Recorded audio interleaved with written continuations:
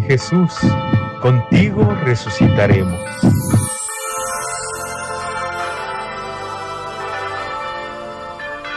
El Señor esté con vosotros.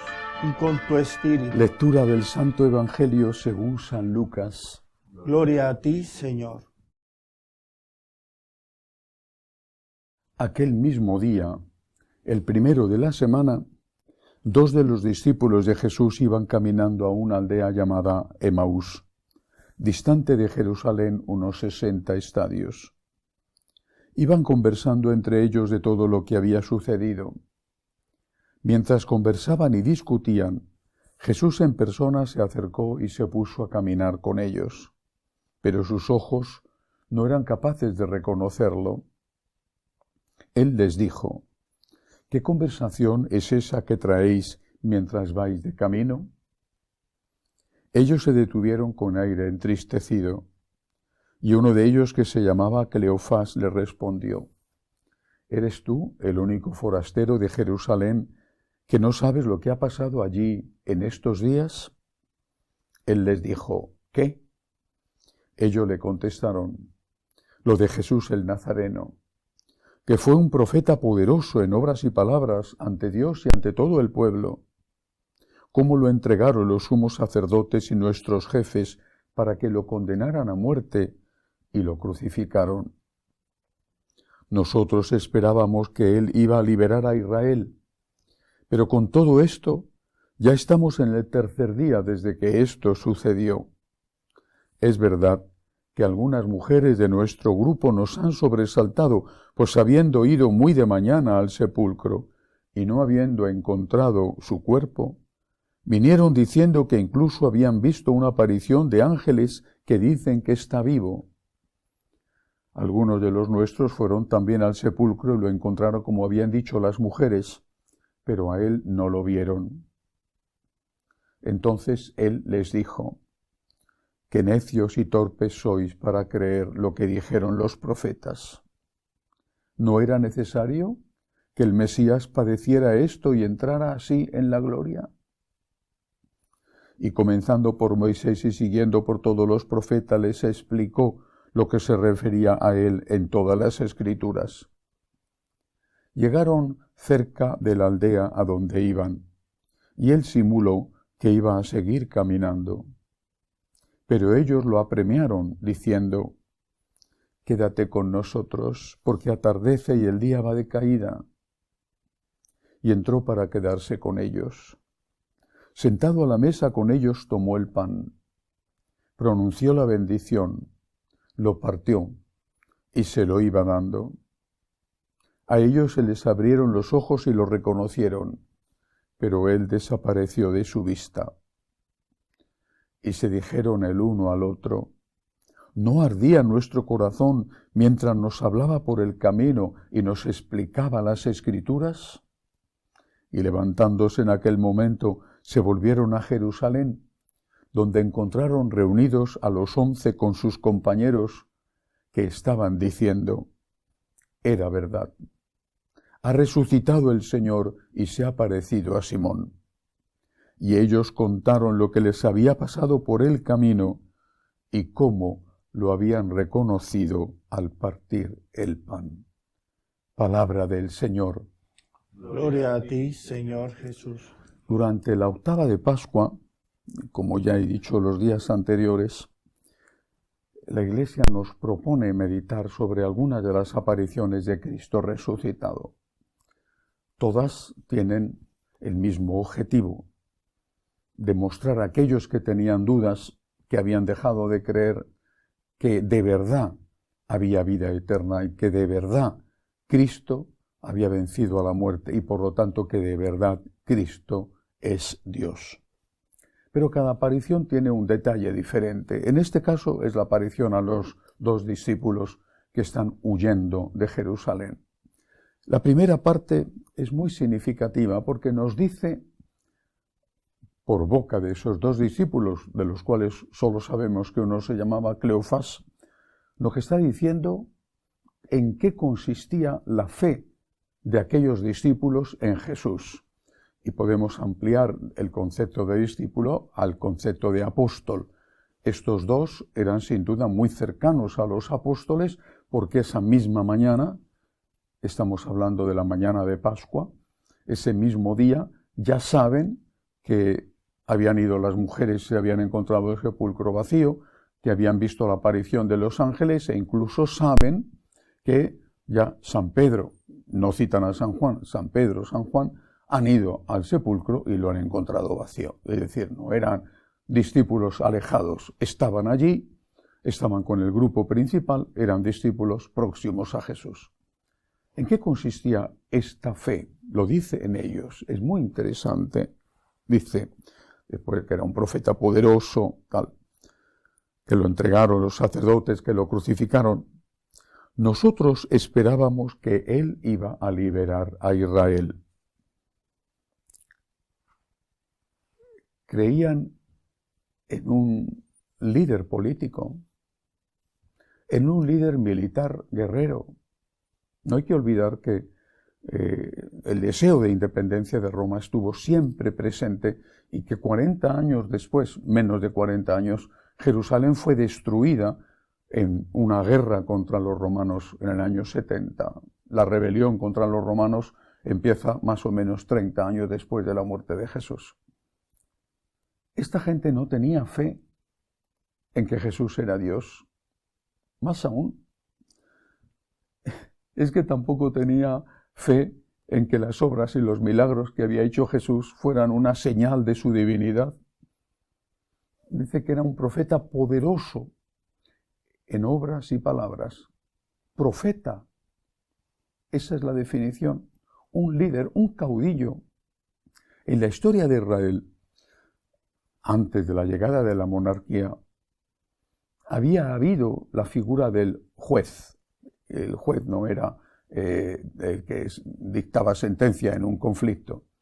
El juez era una especie de caudillo que en momentos de gran necesidad, sobre todo en la lucha contra los filisteos que estaban en la costa, aunaba al pueblo, dirigía las tropas y se enfrentaba con el enemigo. Pensaban en eso. Un juez, un caudillo militar, aunque le llamaran profeta. Dicho de otra forma, ¿qué esperas tú de Jesús?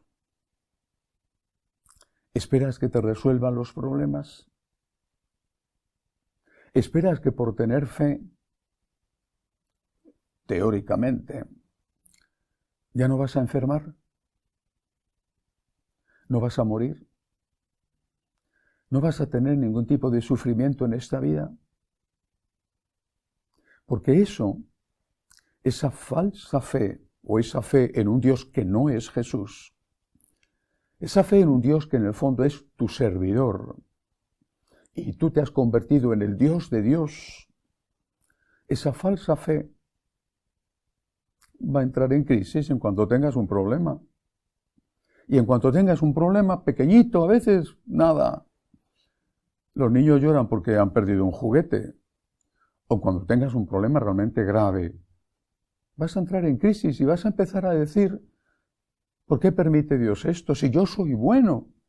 Anda, que decir que tú eres bueno, pero te lo crees. Yo soy bueno. Yo no merezco esto. ¿Y Jesús crucificado no era bueno? ¿Es que acaso no era mejor que tú? ¿O tú eres mejor que Cristo incluso? Y entonces vas a revolverte contra ese Dios que tiene la osadía, el atrevimiento, la impertinencia de desobedecerte a ti, que eres el superdios. Esto es lo que hay ahí detrás. Te has hecho una imagen falsa de Dios. Estás adorando a un ídolo que tú te has construido. ¿Cuántas veces he escuchado esto en mi vida sacerdotal?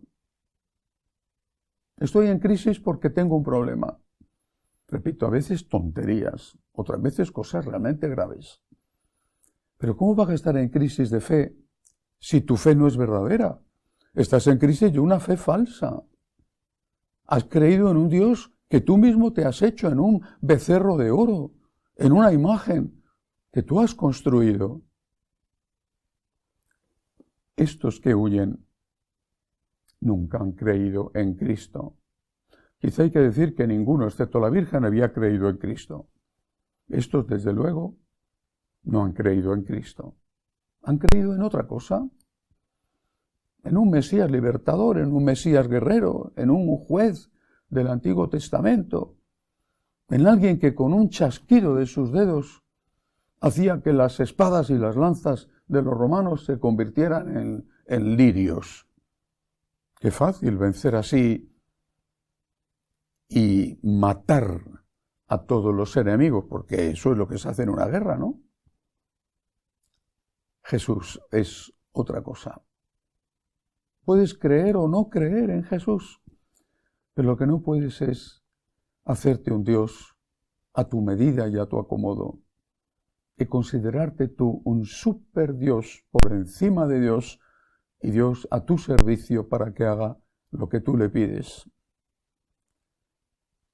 Después viene el relato de ese diálogo entre el pacientísimo Señor y estos dos discípulos que después de haber visto tantos milagros, después de haber escuchado tantos mensajes bellos, seguían sin darse cuenta y sin enterarse de nada. Y por eso el Señor les dice que necios y torpes sois para creer, con toda la razón, que necios y torpes sois, después de lo que has visto en tu vida, después de los milagros que Dios ha hecho en tu vida,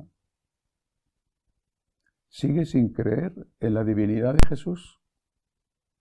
Y por lo tanto, cualquier cosa, incluso aunque sean cosas serias y graves, te zarandea en tu fe y te lleva a alejarte de Dios como estos que se estaban alejando.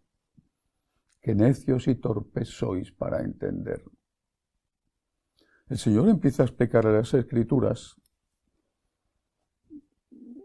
después les parte el pan, y en ese momento, en la acción de gracias, después de la consagración, Él desaparece. Ante este nuevo milagro, ellos reaccionan y se dicen, ¿es que acaso no ardía nuestro corazón cuando nos explicaba las Escrituras? Cuando estás con Jesús, cuando comulgas, quizá no todas las veces, pero sí muchas veces, ¿no arde tu corazón? ¿No ha habido tantos momentos en tu vida en que te sentías tocando el cielo, viviendo en el cielo, estando aún aquí en la tierra? ¿No es suficiente? ¿Te tienen que llevar siempre en los brazos? En el momento en que no te den sensibilidad, sentimientos, ¿en ese momento entras en crisis? En el momento en que no cumpla Dios tus deseos, ¿entras en crisis? Qué necios y torpes sois para entender. Qué frágiles, qué niños de pecho, qué poco maduros. El Señor se tiene que aparecer milagrosamente a cada uno de nosotros para que reconozcamos su divinidad. En realidad el Señor se nos ha parecido a cada uno de nosotros, no una vez, sino muchas. Cuando hemos comulgado, cuando hemos estado haciendo oración, cuando le hemos contemplado mientras mirábamos la Eucaristía en una exposición del Santísimo. ¿Es que no ardía nuestro corazón? ¿Es que no estaba lleno de paz? ¿Es que no sentíamos aquello de Pedro en el Tabor, hagamos 3 tiendas? Pero esos momentos de luz se nos han dado para los momentos de oscuridad. Cristo es Dios. Cristo ha resucitado. Hay vida eterna. Nuestros pecados están perdonados cuando nos arrepentimos. Demos gracias a Dios y no dudemos nunca más de su divinidad. Que así sea.